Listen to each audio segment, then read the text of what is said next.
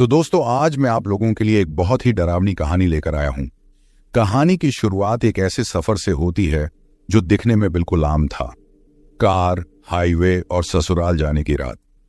लेकिन जैसे जैसे रात गहराती गई, सड़क के किनारे दिखने लगे साए और हर मोड़ पर कुछ अनजाना साथ चलता महसूस हुआ। ये कहानी है उस सफर की जहां पीछे मुड़कर देखने की हिम्मत किसी में नहीं थी। तो दोस्तों, कहानी शुरू करने से पहले मुझे आपसे एक छोटी सी रिक्वेस्ट है कि अगर आप लोग मेरे चैनल पर नए हैं तो मेरे चैनल को सब्सक्राइब करें और मेरी वीडियो को लाइक करें। तो चलिए दोस्तों, बिना समय बर्बाद किए कहानी शुरू करते हैं। मेरा नाम राजीव सिंह है। मैं आरा, बिहार का रहने वाला हूं। पेशे से एक छोटा सा बिजनेसमैन हूं। यह घटना आज से लगभग 4 साल पहले पटना छपरा हाईवे की है। उस रात जो कुछ मेरे साथ हुआ उसे याद करके आज भी मेरा शरीर कांप उठता है। मेरी पत्नी मायके गई हुई थी, छपरा जिले के मकेर गांव में। ससुराल वालों ने फोन करके बुलाया था, राजीव, एक दिन के लिए आ जाओ, पंडित जी आए हैं, घर में पूजा रखी है। मैंने घड़ी देखी, रात के ठीक 10 बज रहे थे। दिसंबर की ठंडी रात थी। पटना में कोहरा इतना था कि सांसों से भाप निकल रही थी। मैंने जैकेट पहनी, चाबी उठाई और अपनी सफेद मारुति स्विफ्ट की हेडलाइट ऑन की। घर से निकलते वक्त मां ने दरवाजे तक आकर कहा, इतनी रात गए मत जाओ बेटा, सुबह निकल जाना। लेकिन मैंने हंसकर जवाब दिया, बस 2 घंटे का रास्ता है मां, पहुंचते ही फोन कर दूंगा। सड़क पर ट्रैफिक लगभग खत्म हो चुका था। हाईवे पर बस मेरी कार की लाइटें दूर तक सफेद धुंध को चीरती जा रही थीं। रेडियो पर पुराना गाना बज रहा था। रात काली घटा चली, लेकिन कुछ ही मिनटों में वो भी बंद कर दिया, क्योंकि उस सन्नाटे में गाने की आवाज डराने लगी थी। जैसे जैसे पटना की सीमा पार हुई, सड़क और वीरान होती चली गई। धान के खेतों के बीच से गुजरती पक्की सड़क पर बस कभी कभी कोई ट्रक गुजर जाता था। कोहरा इतना घना था कि सामने 10 फीट तक कुछ दिखता नहीं था। हर बार जब किसी ट्रक की हेडलाइट सामने से आती तो आंखें चौंधिया जाती। करीब आधे घंटे बाद मैं छपरा रोड पर था। मोबाइल नेटवर्क बीच बीच में चला जा रहा था। मैंने सविता, अपनी पत्नी को फोन लगाया कि मैं निकल गया हूं, करीब 12:15 तक पहुंच जाऊंगा। लेकिन फोन बार बार कट जा रहा था। अचानक आगे सड़क के बीच में कुछ हिलता हुआ दिखा, जैसे कोई इंसान। मैंने ब्रेक दबाया, गाड़ी धीरे की। धुंध के बीच से एक बुजुर्ग औरत दिखी, सफेद साड़ी में, सिर पर आंचल और नंगे पैर। वो सड़क के बीच में खड़ी थी, हाथ हिलाते हुए इशारा कर रही थी कि गाड़ी रोक दूं। दिल की धड़कन तेज हो गई। रात का सन्नाटा और वो औरत, मुझे एक पल को लगा शायद कोई मदद मांग रही होगी। मैंने गाड़ी धीमी की और खिड़की आधी नीचे की। मां जी, कुछ हुआ क्या? वो बोली नहीं, बस हाथ उठाकर इशारा किया कि रास्ता बदल लो, इस तरफ मत जाओ। मैंने हैरानी से पूछा, क्यों मां जी, क्या हुआ वहां? वो धीरे धीरे पीछे हटने लगी और धुंध में गायब हो गई। मैं एक पल वहीं रुका रहा। दिल में अजीब बेचैनी थी। फिर सोचा शायद कोई पगली होगी और मैंने गाड़ी आगे बढ़ा दी। लेकिन कुछ ही मीटर बाद अजीब बात हुई। गाड़ी का इंजन अपने आप बंद हो गया। मैंने कई बार स्टार्ट करने की कोशिश की, पर इंजन घूम कर रह गया। बाहर उतर कर देखा, धुंध में कुछ दिख नहीं रहा था, बस खेतों के बीच से आती हवा की हूंस जैसी आवाज और दूर कहीं कुत्ते के भौंकने की हल्की गूंज। ठंड इतनी थी कि हाथ सुन्न होने लगे। मैंने मोबाइल निकाला, नेटवर्क गायब। इसी बीच गाड़ी के शीशे पर कुछ ठंडा सा पड़ा, जैसे किसी ने बाहर से हथेली रखी हो। मैं झट से पीछे मुड़ा, लेकिन कोई नहीं था। शीशे पर धुंध में एक औरत की हथेली का निशान साफ दिख रहा था। मैंने टॉर्च ऑन की और बाहर झांका। सड़क पर कोई नहीं, लेकिन जब गाड़ी में वापस बैठा तो सीट के पीछे से खर्र खर्र जैसी धीमी आवाज आई, जैसे कोई भारी सांस ले रहा हो। मैंने एक झटके में पीछे देखा, लेकिन सीट खाली थी। डर के मारे मेरी सांसें थम गईं। हाथ कांप रहे थे।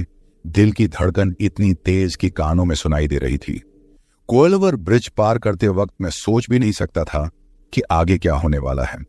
सोन नदी के ऊपर बना वो पुल रात के अंधेरे और ठंडी हवा में जैसे कोई पुराने जमाने की भूतिया सुरंग बन गया था। नीचे बहते पानी की हल्की आवाज और ऊपर फैला घना कोहरा, सब कुछ किसी डरावने सपने जैसा लग रहा था। गाड़ी धीरे धीरे पुल पार कर रही थी, सन्नाटा ऐसा कि अपने दिल की धड़कन भी सुनाई दे रही थी। तभी अचानक हेडलाइट की रोशनी में कुछ लाल सा हिलता दिखा। मैंने ध्यान से देखा, सड़क के बीचों बीच एक औरत खड़ी थी, लाल साड़ी, खुले बाल और दोनों हाथ फैले हुए। पहले लगा शायद किसी का एक्सीडेंट हुआ होगा या किसी को मदद चाहिए, पर जब मैंने हॉर्न बजाया वो औरत 1 इंच भी नहीं हिली। वो बस मुझे देख रही थी, स्थिर, बिना किसी हिलावट के। दिल की धड़कन और तेज हो गई। मैंने गाड़ी धीरे की और साइड से निकलने की कोशिश की, लेकिन जैसे ही मैं बाईं ओर मुड़ा, वो औरत अचानक मेरे सामने आ गई, इतनी तेज कि लगा मानो हवा में उड़कर आ गई हो। मैंने झटके से ब्रेक मारा। टायरों की चीखती आवाज सुनसान पुल पर गूंज गई। गाड़ी रुकते रुकते बस कुछ ही इंच दूर थी कि वो औरत झुककर आगे बढ़ी और फिर मेरे सामने से गायब हो गई। मैं हैरान था, बाहर उतरने की हिम्मत नहीं जुटा पा रहा था। हेडलाइट की रोशनी में सड़क खाली दिख रही थी। एक पल के लिए सोचा कि शायद आंखों का धोखा हो, पर तभी शीशे पर नमी जमा होने लगी और उसमें किसी हथेली का निशान उभर आया, बिल्कुल ताजा। मैंने गाड़ी की गति बढ़ाई और पुल पार किया। कोहरा अब और गहरा हो चुका था। सड़क एकदम वीरान, पेड़ों की परछाइयां हिलती और हवा के झोंकों में अजीब सी आवाजें आती। कुछ ही देर बाद एक ढाबा दिखा। बोर्ड पर लिखा था सोनपुर ढाबा, 24 घंटे खुला, लेकिन वहां कोई नहीं था, ना कोई ग्राहक, ना कोई आदमी, बस एक बुझी हुई चाय की भट्ठी और झिलमिलाती लाल बल्ब की टिमटिमाहट। मैंने गाड़ी रोकने की सोची, लेकिन अंदर से ठंडक नहीं बल्कि डर की लहर उठी। लगा जैसे कोई अंदर से मुझे घूर रहा हो। मैंने पैर से एक्सीलरेटर दबाया और आगे बढ़ गया। थोड़ी दूर जाने पर मोबाइल बजा। स्क्रीन पर पत्नी सविता का नाम था। दिल को थोड़ी राहत मिली। कॉल रिसीव किया। हाँ सविता, मैं अब कोइलवर पार कर गया हूं, थोड़ी देर में पहुंच जाऊंगा। पर उधर से कोई जवाब नहीं आया, बस हल्की सी हवा की आवाज आई। राजीव। आवाज इतनी धीमी और ठंडी थी कि रोंगटे खड़े हो गए। मैंने दोबारा कहा, सविता, सुन पा रही हो? पर अब फोन कट चुका था। सड़क अब पटरी से उतरते हुए गांव की ओर जा रही थी। एक तरफ ऊंचे पेड़ और दूसरी तरफ खेतों में धुंध। गाड़ी की हेडलाइट उस कोहरे को चीरने की नाकाम कोशिश कर रही थी। गाड़ी की रफ्तार धीमी पड़ गई थी, लेकिन दिल की धड़कन अब भी पागलों की तरह दौड़ रही थी। मैं सोच भी नहीं पा रहा था कि अभी अभी क्या हुआ। क्या सच में वो औरत मेरे पीछे बैठी थी, या फिर दिमाग डर के कारण कुछ और सोच रहा था? पर उस पल मैं इतना भी नहीं सोच सका। बस एक डर, एक सिहरन पूरे शरीर में फैल गई थी। हवा ठंडी थी, मगर मेरे माथे पर पसीने की बूंदें चिपक गई थीं। उंगलियां कांप रही थीं। स्टीयरिंग पर पकड़ जैसे ढीली पड़ गई थी। गाड़ी सड़क पर डगमगाने लगी। मैं खुद को संभालने की कोशिश कर ही रहा था कि तभी गाड़ी के अंदर कुछ अजीब सी आवाज हुई। टिक टिक, जैसे किसी ने उंगलियों से डैशबोर्ड पर थपथपाया हो। मैंने नजर आगे टिकाए रखी, लेकिन कान उस आवाज पर अटक गए। आवाज दोबारा आई, टिक टिक। अब यह स्पष्ट था कि वो अंदर से आ रही थी।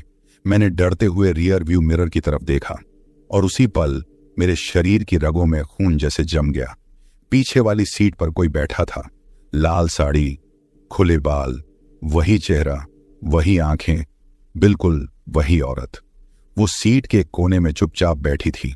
बालों से चेहरा ढंका हुआ, लेकिन उसके होंठ हल्के हल्के हिल रहे थे, जैसे वो कोई गाना गुनगुना रही हो। और तभी रेडियो अपने आप ऑन हो गया। स्क्रीन पर किसी चैनल का नाम नहीं था, बस एक पुराना गाना बजने लगा। आवा ना राजा, हमारा लाज राख ला। आवाज इतनी धीमी और दर्द भरी थी कि दिल की धड़कन उसके साथ मिल गई। मैंने घबराकर रेडियो बंद करने की कोशिश की, बटन दबाया, पर गाना बंद नहीं हुआ। गाड़ी के स्पीकर से वही आवाज अब और तेज आने लगी।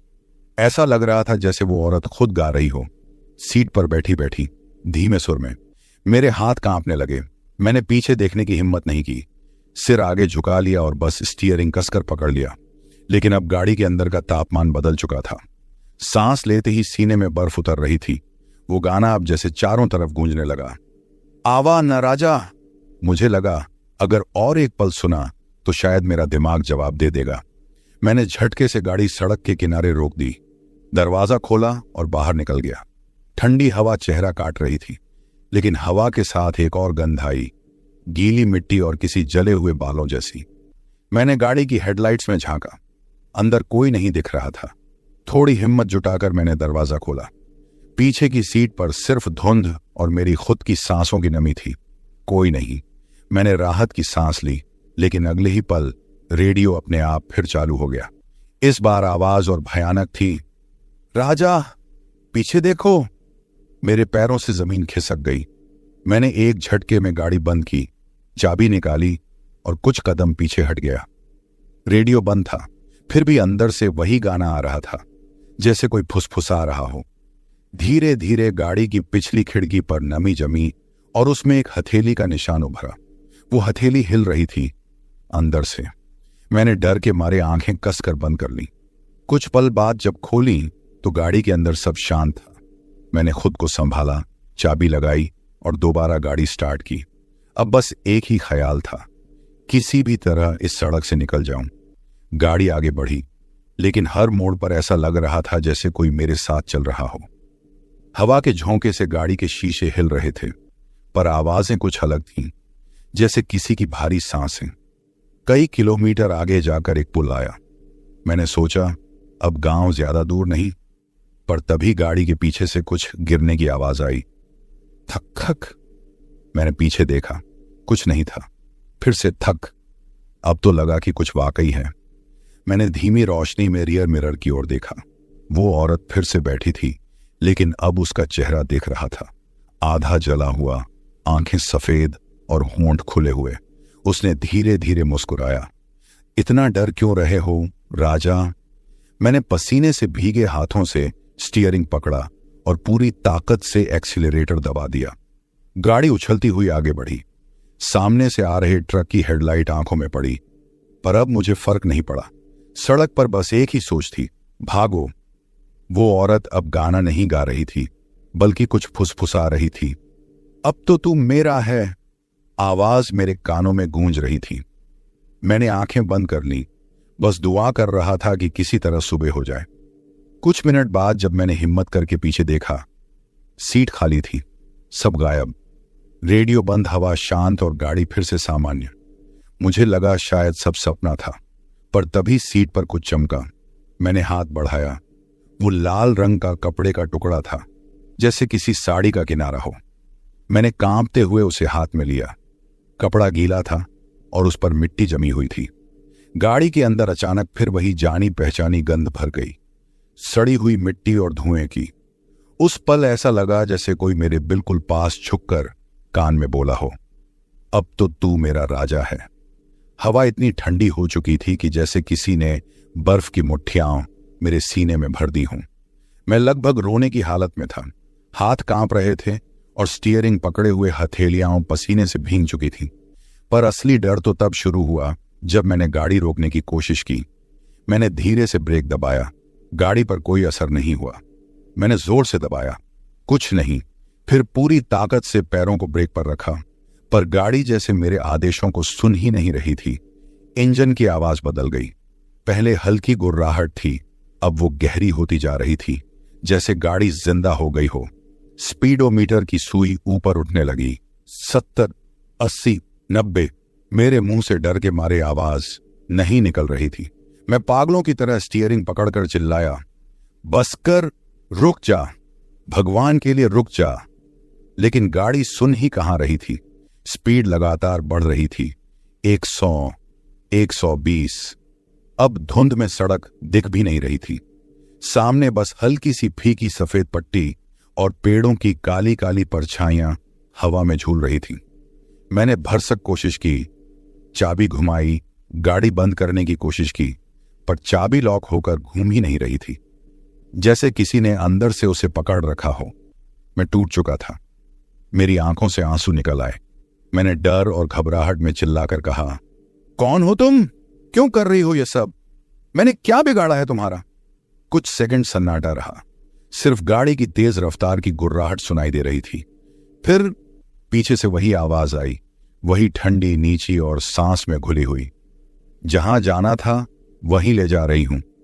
मेरी रीढ़ की हड्डी में ठंड की लहर दौड़ गई। उसकी आवाज इतनी ठंडी थी कि कान सुन्न हो गए, जैसे किसी ने उनमें बर्फ भर दी हो। मैंने हिम्मत कर रियर व्यू मिरर में देखा। पीछे की सीट पर वो औरत नहीं थी, सीट खाली थी, लेकिन आवाज वहीं से आई थी। मैं कांपते हुए बोला, कहां ले जा रही हो? इस बार जवाब फुसफुसाहट में आया, जहां मेरी कहानी खत्म हुई थी वहीं तुम्हारी शुरू होगी। गाड़ी अब 140 पर पहुंच चुकी थी। टायर सड़क काटते जा रहे थे। कोहरा फटना बंद हो गया था। अब वो सामने सफेद दीवार बन गया था। मुझे समझ नहीं आ रहा था कि गाड़ी जा कहां रही है। सड़क तो पहचान में ही नहीं आ रही थी। लग रहा था जैसे मैं किसी और ही दुनिया में प्रवेश कर गया हूं। मैं दोबारा चाबी को घुमाने लगा, शायद डर की वजह से या शायद अपने आप ही। मैं उसे जोर जोर से हिलाने लगा, पर गाड़ी बंद नहीं हुई। उल्टा हेडलाइटें खुद ब खुद फुल बीम पर चली गईं और स्पीडोमीटर की सुई ने 150 छू लिया। मेरी सांसें तेज हो गईं। दिल धड़कने से ज्यादा दर्द करने लगा था। तभी अचानक सड़क के बीचों बीच एक परछाई उभरी, एक काला सा आकार। पहले लगा कि कोई आदमी खड़ा है, पर जैसे ही गाड़ी करीब पहुंची मुझे एहसास हुआ वो इंसान नहीं, बल्कि वही लाल साड़ी वाली औरत थी। वो सड़क के बिल्कुल बीच खड़ी थी। बाल हवा में उड़ रहे थे, चेहरा ढंका हुआ था। मैं चिल्लाया, भाग जा, हट जा रास्ते से, पर वो हिली तक नहीं। गाड़ी 150 पर थी। सामने वो औरत खड़ी थी। मैंने स्टीयरिंग मोड़ने की कोशिश की, पर स्टीयरिंग जैसे किसी ने कसकर पकड़ रखा था। 1 इंच भी नहीं घूम रहा था। मैंने डर में आंखें बंद कर लीं। सोचा, बस अब खत्म। लेकिन गाड़ी उसके आर पार निकल गई। ठंडी हवा का झोंका गाड़ी में भरा। एक पल को लगा जैसे कोई सफेद धुआं अंदर आया और सीधे मेरे सीने में समा गया। मैंने आंखें खोली। सामने सड़क खाली थी, पर गाड़ी की अंदरूनी हवा इतनी ठंडी हो गई कि सांस लेते वक्त फेफड़े जमते हुए से महसूस हो रहे थे। मैंने फिर पीछे देखा। सीट अब भी खाली थी, पर इस बार खिड़की के शीशे पर धुंध में कुछ लिखा हुआ उभर रहा था। आगे बढ़ो।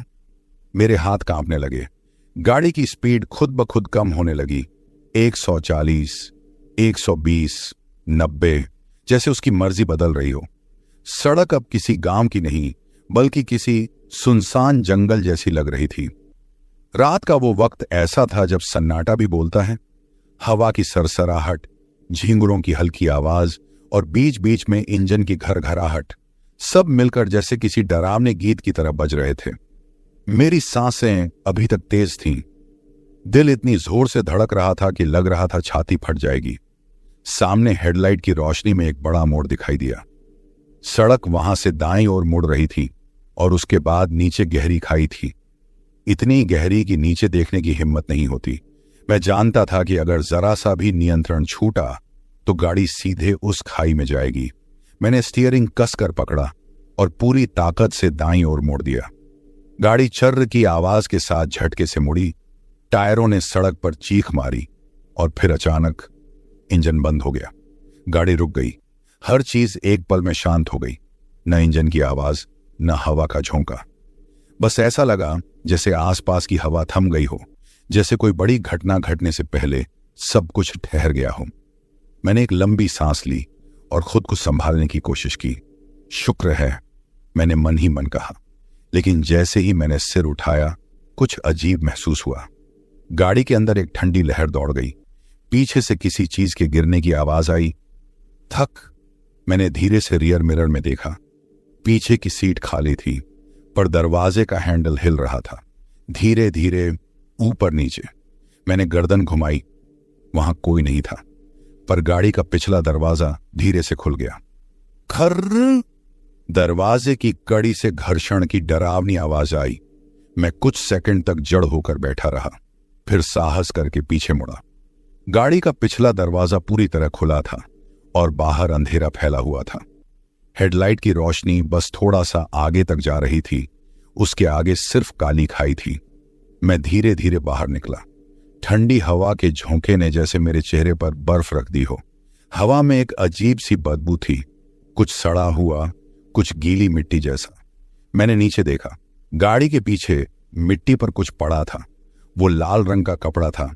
एक साड़ी का टुकड़ा और उस पर गीला खून लगा था। मेरा सिर घूम गया, मेरे हाथ अपने आप कांपने लगे। वो वही साड़ी थी, वही लाल साड़ी जो उस औरत ने पहनी थी। मेरे पैरों से जमीन खिसक गई। मैं कुछ कदम पीछे हटा।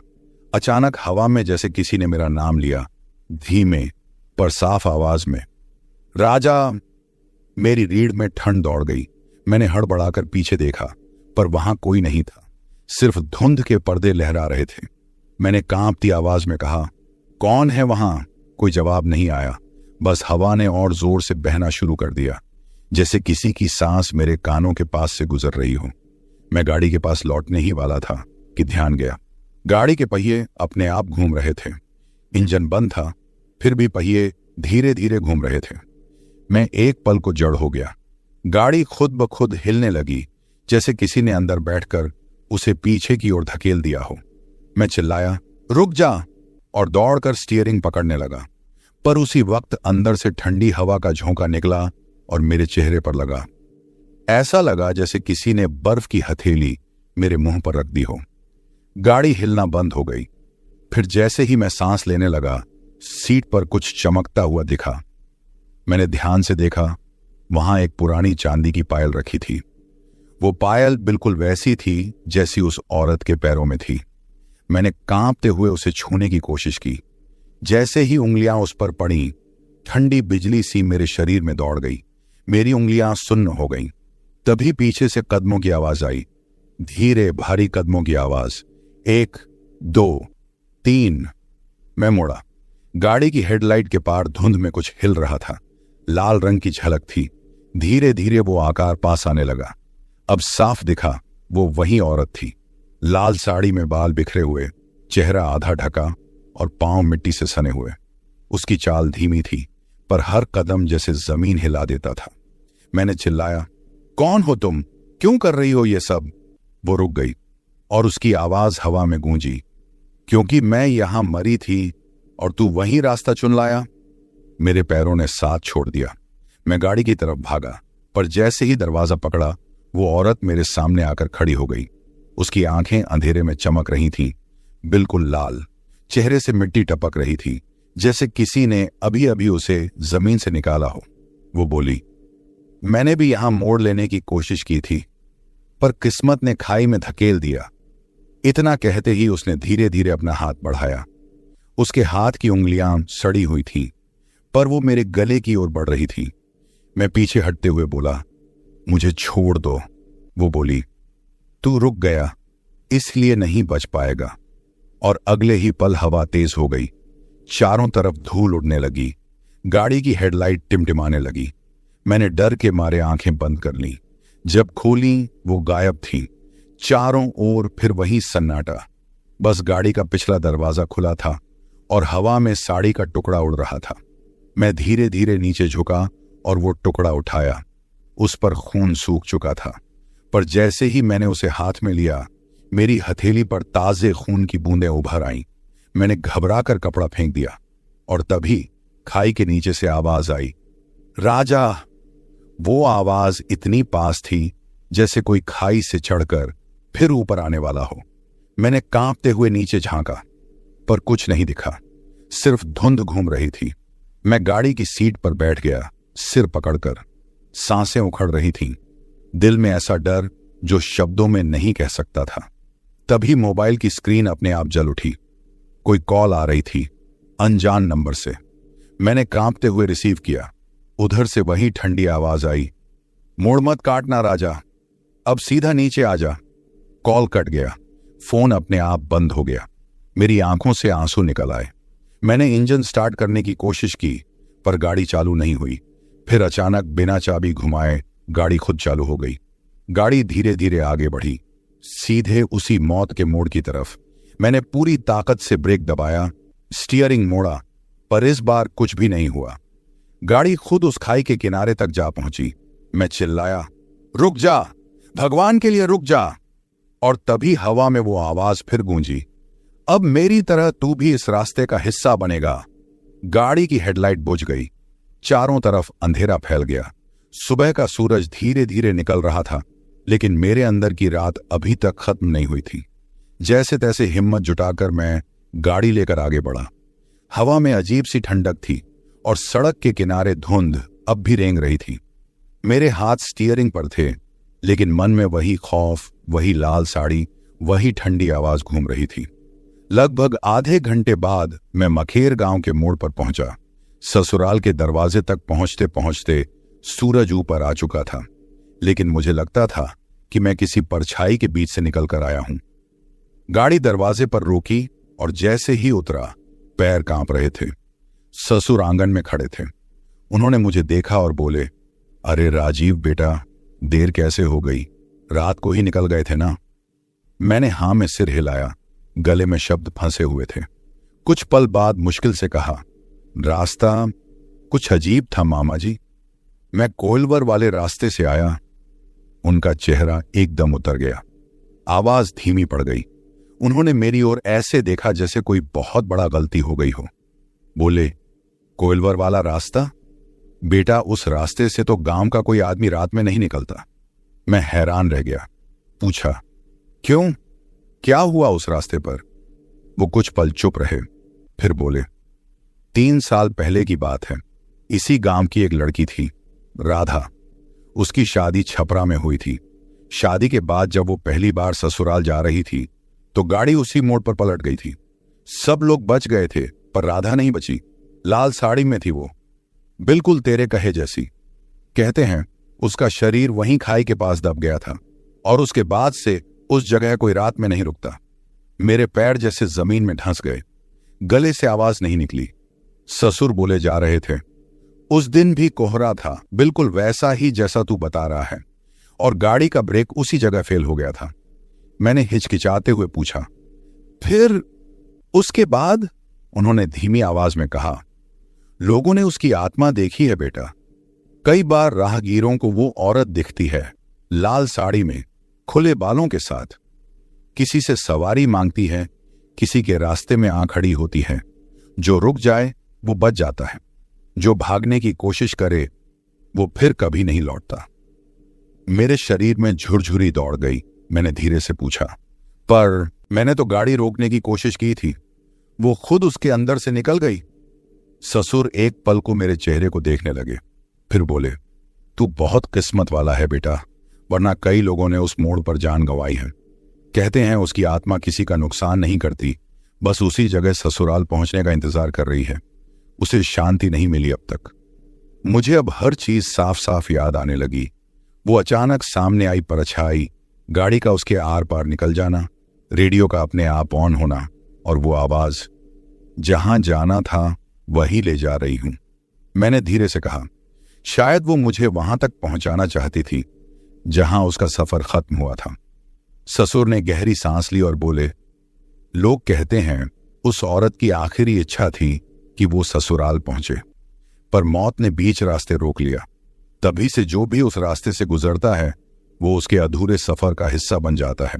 मैंने थके हुए स्वर में कहा, मैंने उसकी साड़ी का टुकड़ा देखा था और उस पर खून लगा था। ससुर के चेहरे का रंग उड़ गया। उन्होंने चौंक कर पूछा, कहां? मैंने कांपती आवाज में बताया, गाड़ी के पीछे मोड़ के पास मिट्टी पर पड़ा था, जैसे किसी ने अभी अभी वहां कुछ छोड़ा हो। ससुर ने गहरी आवाज में कहा, उस टुकड़े को छोड़ देना बेटा, उसे कभी मत छूना। पिछले साल भी एक लड़के ने वही गलती की थी। उसने वो कपड़ा उठा लिया था और 3 दिन बाद उसके घर के बाहर वही साड़ी झूलती मिली, खून से सनी हुई। मेरा दिल जैसे धड़कना भूल गया। मेरे हाथ अब भी कांप रहे थे। सास आंगन में आई और बोली, क्या हुआ जी? चेहरा क्यों पीला पड़ गया? ससुर ने उन्हें इशारा किया, कुछ नहीं, अंदर चलो। फिर मुझसे बोले, राजीव जा, जरा आराम कर ले, लंबा सफर रहा होगा। मैं कमरे में गया, पर नींद कहाँ थी। हर आवाज, हर सरसराहट मुझे उसी मोड़ की याद दिला रही थी। आंख बंद करता तो वही औरत दिखती, लाल साड़ी, मिट्टी से सना चेहरा, और वो ठंडी आवाज जो कानों में गूंजती रही, जहां जाना था वहीं ले जा रही हूं। दोपहर में मैंने गांव के कुछ बुजुर्गों से बात की। एक बूढ़ा आदमी बोला, बाबू, उस मोड़ को लोग दुल्हन कहते हैं, मोड़ कहते हैं। वहां हर अमावस की रात को लाल साड़ी उड़ती देखी जाती है। जैसे कोई अब भी अपने रास्ते का इंतजार कर रहा हो। मैंने पूछा, कोई उस जगह कुछ करने नहीं गया? वो हंस पड़ा। कौन जाएगा बाबू, जो गया वो लौटा नहीं। उस मोड़ के पास पेड़ भी सूख गए हैं। दिन में भी वहां सन्नाटा रहता है, रात को तो पत्ता भी नहीं हिलता। मैं खामोश सुनता रहा। मेरी हथेलियां पसीने से भीग चुकी थीं। उस रात ससुराल में माहौल कुछ भारी सा था। सविता, मेरी पत्नी ने कहा, तुम ठीक तो हो? मम्मी बता रही थी कि तुम्हारा चेहरा उतर गया है। मैंने मुस्कुराने की कोशिश की।